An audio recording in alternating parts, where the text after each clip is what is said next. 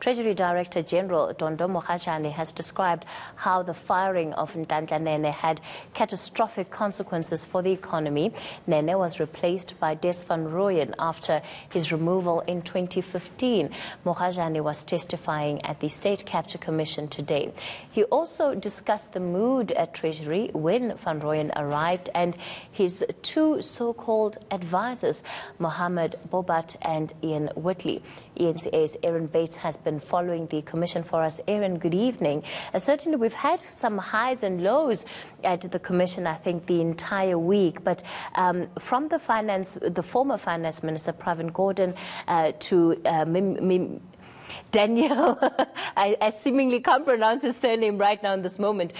They've really set the tone for Dondo Mogajane to come and tell his version of events, and I think corroborating a lot of what we've already heard this week. Yes, and I think critically, Mogajane, I'm also losing my words out. It's been a long week, Kathy, and I know you've not been so well, but lovely to have you back. So Lungiza Fuzile, a lot of his testimony has now been reinforced and kind of corroborated by Mogajane. And so particularly taking us inside National Treasury during this crisis moment, this crisis week really, in December of 2015. And what he's also given us, Kathy, which I think is so critical, is not only the kind of economic consequences, which were absolutely shattering for South Africa, and they, did modelling on the kind of job losses it had, the effect it had on people on the bread line, going into supermarkets, if even that, maybe a spaza shop, just to buy a loaf of bread or half a loaf of bread, or get into a taxi and pay for petrol. But he also gave us a sense of the mood, the emotional impact this had on people who'd been working in National Treasury like he had for decades. Let's have a look. This speech was on Thursday.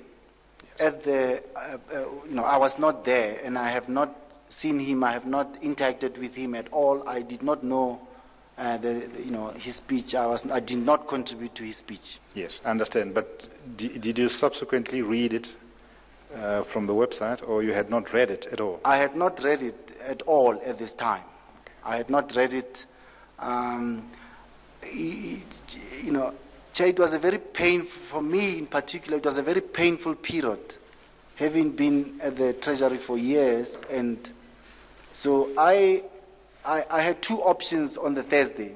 And for me, it was, I had switched myself off from what was happening, and just because of sadness of what we were doing to ourselves.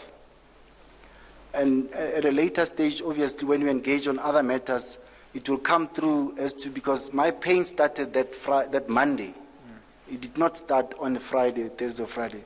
So by Thursday, I had completely switched off. I did not even listen to, nor even watch on TV the swearing-in ceremony. I had completely just taken I was too angry to watch TV that Thursday.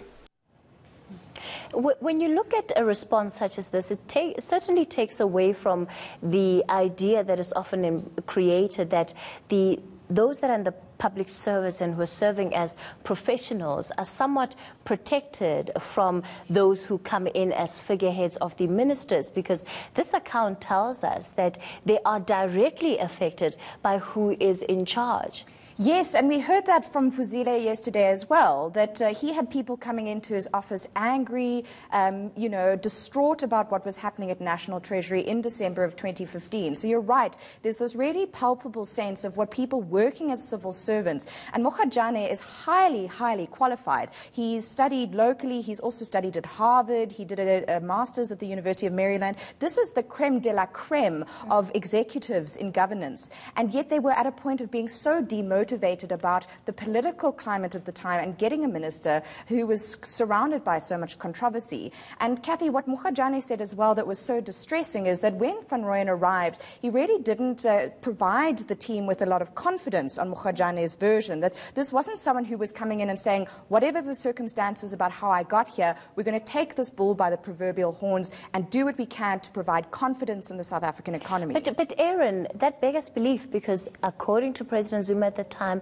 he was the most qualified finance minister that this country has ever had. And that's not the evidence that we've been hearing at the inquiry this week. This week has been absolutely critical because we're talking about National Treasury, the government ATM effectively, and what was happening in terms of political machinations. And so Mogajane has said that Van Rooyen pitched up and didn't even seem to be that familiar with the two advisors that had come with him.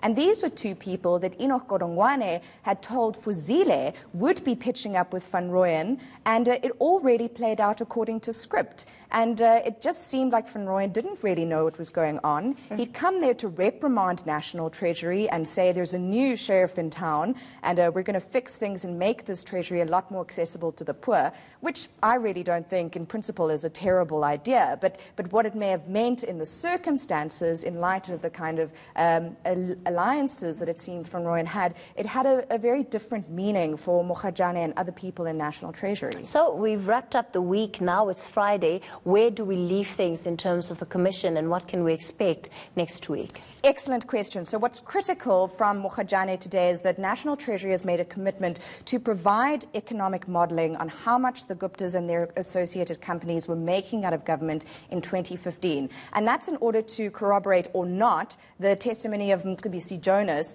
that a Gupta brother was boasting effectively that they had about 6 billion rand in government business in 2015 and that they wanted to ramp that up to 8 billion with his assistance if he was willing to play along. The other thing is that we've got an current serving Director General who's testified under oath, and hopefully, and Dondo has urged more Director Generals to come forward, that will now encourage other people to step up and testify. Next week we hear from the Chief Communications Head of National Treasury, and then Mzwanele Manyi, who was due to testify today, and then critically on Tuesday Gwede Mantashe is going to stand in the witness box, sitting at 2 probably, and give us some information on the ANC's engagements with banks. Well, certainly it's another big week then for the Commission. Speaking of the ANC, we had Zizi Kodwa today. I haven't heard him sound as firm as he was today. The party coming out in defense of Pravin Gordhan. Yes, and his daughter. You know, there were the allegations from the EFF earlier this week. We have, as you say, a very direct and clear message from the ANC today. In fact, Zizi Kodwa emphasizing with our colleague Aldrin Sampier that he's making a call on behalf of the ANC for people through different echelons of government, from the then National Executive and Cabinet all the way through to provincial structures, to come forward if they have evidence on state capture. And it is, you're right, the first time we've seen it so clearly. But Kathy, we must just remember, I mean, if you go back a few days this week, throngs of EFF supporters outside the inquiry venue, also a handful of Black First Land First supporters. We haven't seen action on the ground as yet from the governing party and its supporters before the inquiry venue. All right, so just exploring further on what Zizi Kodwa had to say earlier, he said opposition parties are trying to discredit the good work that the Commission has been doing. Let's listen. We are aware that in the recent few days, there's been despicable campaigns led by other organizations, EFF on one hand and the DA, to discredit some of the work that is done by this commission. Firstly, discredit even the witnesses that have come before here. We have seen the attack on Pravin Gordhan, Comrade Pravin Gordhan, which is not just about Pravin Gordhan, but using his testimony to attack the integrity of this commission, including victimization and intimidating other witnesses that are yet to come before this commission. We think this is an element of what we call Trumpism. And Trumpism, in the main, Trumpism thrives on 3 elements. Firstly, on fear, on hate, but also on race polarization, insults and vulgar. And we think we must unite all South Africans, both black and white, to defeat the demon of Trumpism. Because if we were to allow Trumpism to thrive, it will undermine democracy.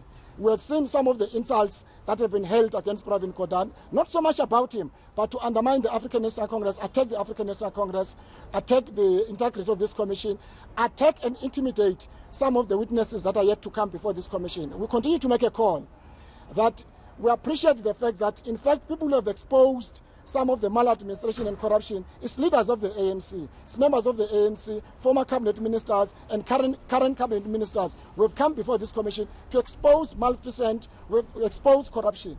And therefore we cannot allow a situation where there's intimidation, there's victimization, many of whom must still come here, and we think they must be protected. That's why we say we must not allow Trumpism to thrive, because it is meant to hide corruption. All those political parties who hypocritically supported the establishment of this commission, suddenly they are now attacking the integrity. For us, the issues of the venue, for example, who's hosting the building, is immaterial. What is important is the substance of what this commission and the terms of reference seeks to achieve.